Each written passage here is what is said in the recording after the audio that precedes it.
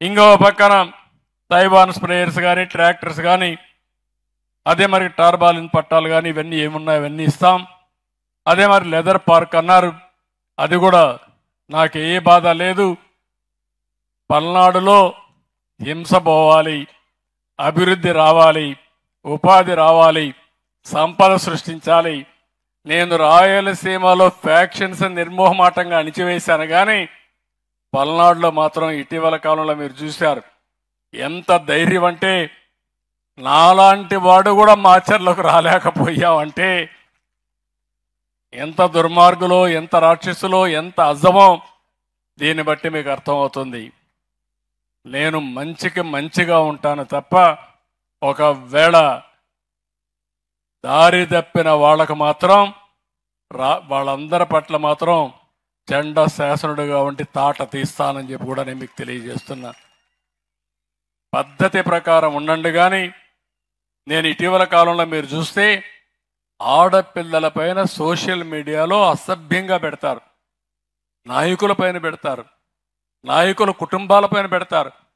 మాట్లాడితే ఇష్టానుసారంగా మాట్లాడతారు. ఏం పెడితే ఏం చేస్తారంటారు. అదే చెప్పా, పెడితే తాట తీస్తాం. సభ్యత ఉండాలి, మీకు పద్ధతి ఉండాలి. సోషల్ మీడియా అనేది మీరు ఉపయోగించండి. దేనికి ఉపయోగిస్తారు? వేరే వాళ్ళ క్యారెక్టర్ అసాసినేషన్ కాదు, వాళ్ళందరినీ బాధ పెట్టడానికి కాదు, లేకపోతే వాళ్ళని అవమానం చేసి ఆ ఫోటోలు చూడలేక బయట రాకుండా బాధపడే పరిస్థితి తీసుకొస్తున్నారు. మంచికి ఉపయోగించండి, చేత కాకపోతే ఇంట్లో పడుకోమని కూడా హెచ్చరిస్తున్నా. దీనికి కూడా గట్టిగా ఉంటాం. ఈ లెదర్ పార్క్ కూడా ఏ విధంగా చేయాలనో ఎంపీ ఎమ్మెల్యే వీళ్ళందరూ వర్కౌట్ చేస్తే చేయడానికి ముందుకు పోతాం. పిడుగురాళ్ళ కూడా మెడికల్ కాలేజీ ఈ సంవత్సరం ఇవ్వాలనుకున్నా కానీ కొన్ని పరిస్థితులు ఉన్నాయి.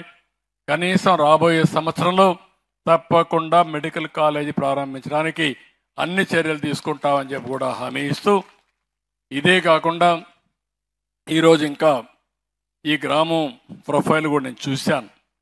మంచి గ్రామం ఇది. ఈ గ్రామాన్ని బాగా అభివృద్ధి చేసే బాధ్యత మీరు తీసుకోండి. రాష్ట్రాన్ని అభివృద్ధి చేసే బాధ్యత మాది.